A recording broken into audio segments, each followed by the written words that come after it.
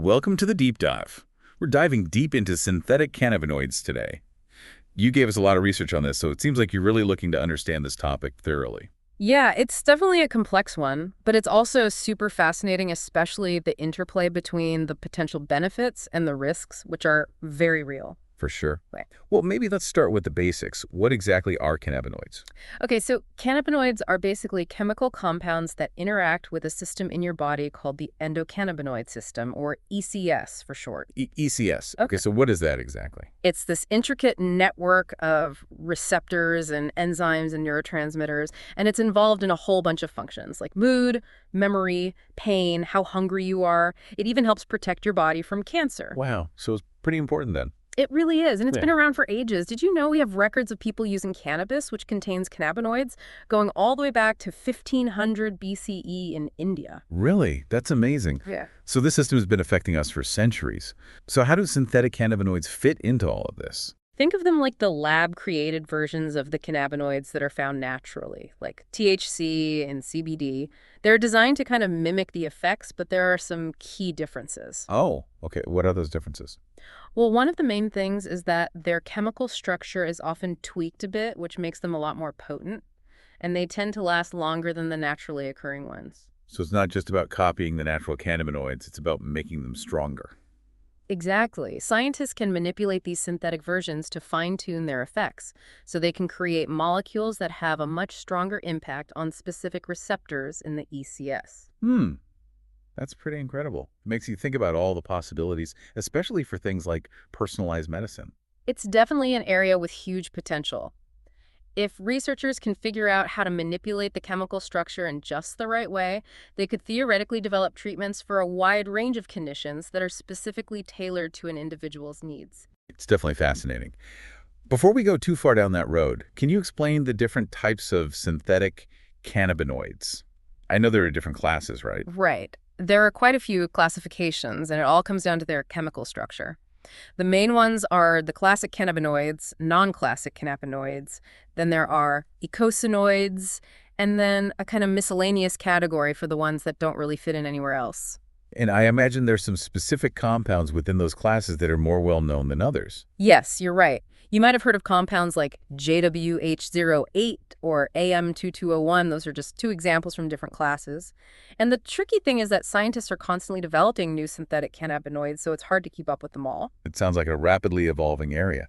So we have these synthetic cannabinoids, and they're often much stronger than the naturally occurring ones. How do they actually work in the body, like at the molecular level? Well, it all starts with binding. They bind to cannabinoid receptors in your body, mainly CB1 and CB2 receptors, and that sets off a cascade of events inside your cells. Okay, so they attach to these receptors. What happens then? Well, the interesting thing is that when a synthetic cannabinoid binds to a receptor, it actually causes the receptor to change shape. And that change is what allows it to interact with the G protein inside the cell. The G protein, what does that do? Think of it as a messenger. When the receptor shape changes, it activates the G protein. And that, in turn, leads to the release of these other molecules called second messengers, like cyclic AMP, which is also known as key MP. It's all a chain reaction. CAMP, I vaguely remember that from biology class. Yeah. It's involved in a bunch of cellular processes, right? Yes, it is. And in this particular pathway, the activation of that G protein actually ends up decreasing the levels of CAMP within the cell. So the binding of this synthetic cannabinoid is indirectly lowering CAMP activity. Exactly. And that decrease in CAMP activity can have a ripple effect. It can impact a number of other signaling pathways within the cell. One of the key ones is the MAP kinase pathway, which plays a huge role in things like cell growth and even cell death. Wow, it's a whole cascade of events. It's amazing how these tiny molecules can have such a big impact. Why is it so important to understand all these molecular details? Well, it's crucial if we want to understand how synthetic cannabinoids work, both the potential benefits and the potential risks. We're talking about molecules that can essentially hijack your body's natural signaling systems, and even small changes in their chemical structure can have a massive impact on the outcomes. So it's not just about how strong they are, it's about how they actually interact with our bodies at the molecular level. Exactly. And speaking of potential risks, I'm curious, why were these synthetic cannabinoids created in the first place? Yeah, that's a good question. It seems like they have a lot of potential downsides. Well, initially they were developed with good intentions. Scientists wanted to learn more about the endocannabinoid system and explore how they could be used for therapeutic purposes. So the goal was to help people find new ways to treat diseases and improve lives. Exactly. They were looking into possibilities like developing pain relievers that were safer and more effective than existing options, medications to prevent nausea and vomiting, and even treatments for conditions like multiple sclerosis and epilepsy. It sounds like it started with a lot of promise, but I'm guessing things took a turn somewhere. Yeah, unfortunately. As is often the case with scientific discoveries, some of these synthetic cannabinoids ended up being used recreationally because of their potent psychoactive effects. And that's when the concerns about abuse and toxicity really started to emerge. It's a bit of a double-edged sword. Hmm. Okay, so let's dive into those concerns. What makes synthetic cannabinoids so dangerous? Well, one of the biggest problems is that they're so potent and their composition can vary a lot, so you don't always know what you're getting, and the effects on the brain can be much more intense and last a lot longer than with natural cannabinoids. So the risks are significantly higher with the synthetics. They are. You're looking at a higher risk of things like severe anxiety, paranoia, even psychosis. And there's serious physical risks, too. Rapid heart rate, high blood pressure, vomiting, seizures. There have even been cases of kidney damage.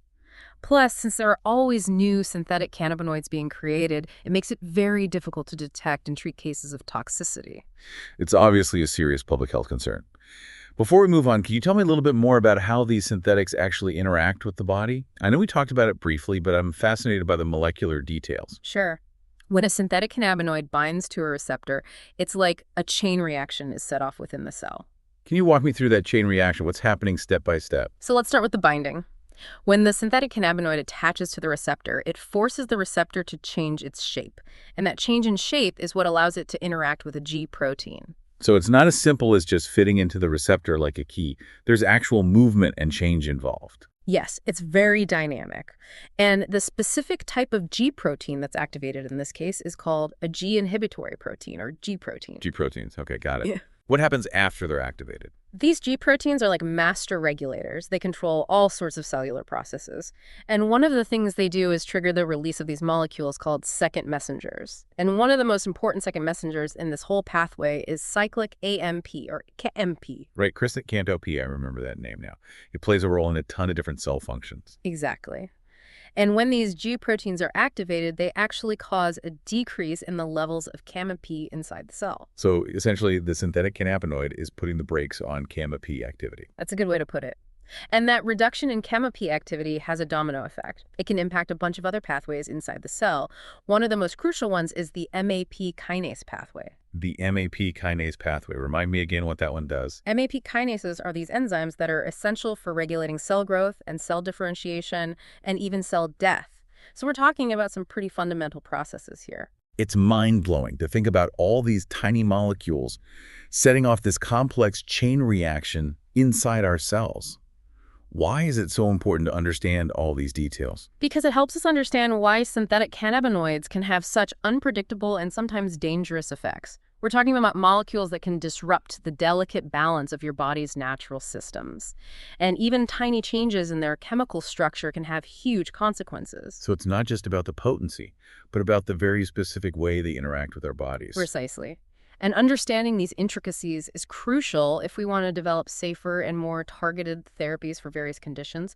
One of the things that makes these synthetic cannabinoids so tricky from a safety standpoint is that they tend to bind to those CB1 receptors a lot more strongly than the natural cannabinoids. Right, we talked about that earlier. Sounds like that's a pretty important point. It really is, because when they bind so strongly, they can kind of overload the endocannabinoid system. And that's what leads to all these unpredictable and potentially dangerous effects. So it's like they're pushing the ECS too far. Yeah, that's a good way to think about it. And that's where understanding things like agonists and antagonists comes in. Okay, we touched on binding before, but can you remind me what those terms mean again? Sure. So an agonist is basically a molecule that activates a receptor. It kind of mimics the effects of the natural ligand that would normally bind to that receptor. So in the case of synthetic cannabinoids, we're talking about molecules that activate the CB1 receptors, just like THC does. Exactly. Now, a partial agonist is a little different. It also activates the receptor, but not as strongly as a full agonist. It's like a weaker signal. You could say that. It might produce some of the same effects as the natural ligand, but they're not as intense. And then there are antagonists. Those are like blockers, right? Precisely. They bind to the receptor, but they don't activate it. Instead, they block other molecules, like agonists, from binding. So it's like they're guarding the receptor, making sure nothing else can get in. That's a perfect analogy.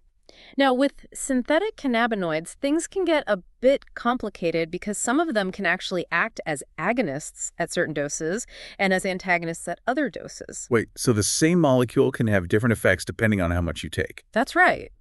It's one of the reasons why synthetic cannabinoids can be so unpredictable. You might think you're getting one thing, but depending on the dose and the specific compound, you could have a completely different experience. That sounds a little scary. Like you don't really know what you're going to get. It definitely highlights the importance of understanding these nuances when it comes to synthetic cannabinoids. It definitely does. So we've talked about agonists, antagonists, and how unpredictable these synthetic cannabinoids can be. But what about the specific effects they have on the body? You know, things like rapid heart rate, anxiety, even seizures. What causes those? Those effects are basically a result of synthetic cannabinoids, especially the ones that act as strong agonists at those CB1 receptors, disrupting various processes throughout your body. Can you give me some examples? Sure. Let's start with the cardiovascular system. You have CB1 receptors in your heart and your blood vessels, and when they're overstimulated, it can lead to tachycardia, which is basically a rapid heart rate, and hypertension, which is high blood pressure. That sounds pretty dangerous, especially for someone who might already have heart problems. Absolutely. And then there's the central nervous system. CB1 receptors are all over the brain. And when they're overstimulated, it can lead to anxiety, agitation, paranoia, and sometimes even psychosis. So these synthetic cannabinoids can have some pretty serious psychological effects. Yes, they can. And it's important to remember that the effects can vary a lot from person to person. Someone might just experience mild anxiety, while another person might have a full-blown panic attack or a psychotic episode. What about seizures? What causes those? Seizures are a big concern, especially with high doses or certain synthetic cannabinoid compounds. We're still trying to figure out exactly how they cause seizures, but the current thinking is that they disrupt the balance of neurotransmitters in the brain, and that makes the brain more likely to have a seizure. It's definitely alarming to hear about all these risks. Yeah. But I have a feeling this is just the tip of the iceberg. You're right. Unfortunately, there's also the potential for long-term effects. We need more research in this area, but there's growing concern that chronic use of these synthetic cannabinoids could lead to problems with thinking and memory and even increase the risk of developing mental health disorders. So it's not just about the immediate dangers, it's about the potential for lasting damage. Exactly. And the fact that new synthetic cannabinoids are being developed all the time makes it even harder to assess those long-term risks. It's like a moving target, which makes it even harder to address. You've hit the nail on the head. It's Yeah. crucial to stay informed and understand the complexities of these compounds. I'm definitely feeling a lot more informed thanks to you, but I have to admit it's a lot to process. Can we shift gears a little bit? Hmm. I'm curious about the research into the potential therapeutic uses of synthetic cannabinoids. You mentioned earlier that they were initially developed for research. Is there any hope that they could actually be used to help people? That's a great question. And the answer is yes. There's definitely ongoing research in that area. While the risks of using synthetic cannabinoids recreationally are very real, there's still a lot of interest in exploring how they could be used to benefit people. So it's about finding a way to separate the good from the bad. Exactly.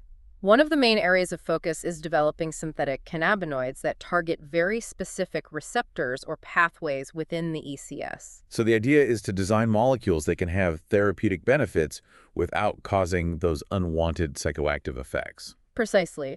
And there have been some promising findings. For example, there's research being done on synthetic cannabinoids that target the CB2 receptors, which are mainly found in the immune system. So potentially you could treat inflammatory conditions or autoimmune diseases without affecting the brain. That's the hope. And there's also a lot of interest in developing synthetic cannabinoids that act as partial agonists at the CB1 receptors. Kind of like that dimmer switch analogy we talked about earlier. Exactly.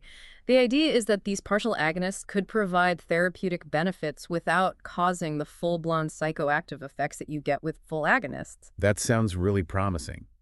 But I imagine it's still pretty early days in terms of the research.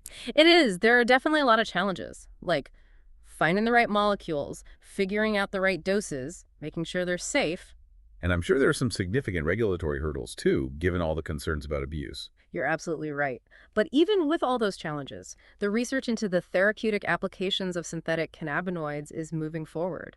And there's reason to be optimistic that these compounds might eventually lead to new treatments for a wide range of conditions. That's encouraging to hear. It's a good reminder that even when there are serious risks, there's still potential for scientific progress and positive advancements. I agree. It's about finding the right balance, recognizing the dangers while also exploring the possibilities. Speaking of possibilities, I think this is a good place to pause for a moment and gather our thoughts. This has been incredibly insightful, but I need a minute to digest all this information. I understand. It's a lot to absorb. It really is. Should we take a break and come back for the final part of our deep dive? That sounds like a plan. Ready to wrap up our deep dive? Yes, definitely. I've had some time to process all this info and am ready for more. Of all the things we've talked about regarding synthetic cannabinoids, the one that really stood out to me is this whole idea of personalized medicine. Yeah, it's a really fascinating area with a lot of potential, even though there are definitely some challenges too. I'm curious about how it would actually work in practice. You mentioned earlier that synthetic cannabinoids could give us more control and specificity than naturally occurring cannabinoids. So how would that actually translate into personalized treatment for patients? Well, the key is being able to create treatments that are tailored to each individual's unique needs. Imagine a future where we can analyze things like a person's endocannabinoid tone, their genes, even their microbiome. And then we could use that information to create a custom blend of cannabinoids that would address their specific issues. And that blend could include both natural and synthetic cannabinoids. So instead of just prescribing a general cannabis strain or a standard dose of a medication, you'd have this personalized formula, kind of like a fingerprint. Exactly. Mm. We could use things like genetic testing to see if a person might be more likely to experience side effects from certain cannabinoids, or we could analyze their endocannabinoid system to figure out which receptors or pathways are out of balance. It's like taking a snapshot of their internal cannabinoid system and then designing a treatment plan that's based on their unique biology. That's a great way to put it. And synthetic cannabinoids give us even more flexibility in that process because we're not limited to just what's found in nature. We can actually create molecules that target very specific receptors or pathways, and that could potentially allow us to maximize the benefits while minimizing the risks. It sounds incredible, honestly. But realistically, how far away are we from actually seeing this personalized cannabinoid medicine become a reality? It's still early days, for sure, but there's a lot of exciting research happening right now. We're constantly learning more and more about the endocannabinoid system, and scientists are developing new synthetic cannabinoids at a rapid pace. I'm sure there are still some major hurdles to overcome, not just scientifically, but also in terms of regulations. Oh, absolutely.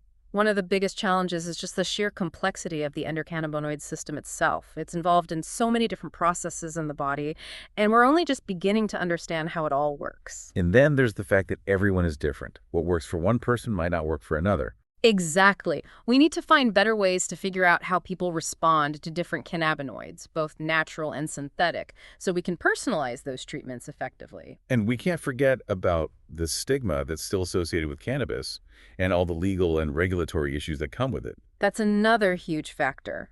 The laws are constantly changing, and there's a lot of work to be done to educate policymakers and the public about the potential benefits of cannabinoid therapies. It definitely sounds like there's a long road ahead.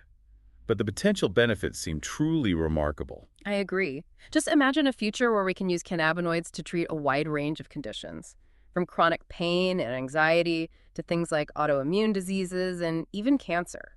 It's a bold vision, but it seems worth striving for. Absolutely. It's about recognizing the complexity, understanding and addressing the risks, and continuing to explore all the incredible possibilities that these compounds have to offer. Well, I think this brings us to the end of our deep dive. It's been an incredible journey. I have to admit I'm feeling a bit overwhelmed with all the information, but I'm also really inspired.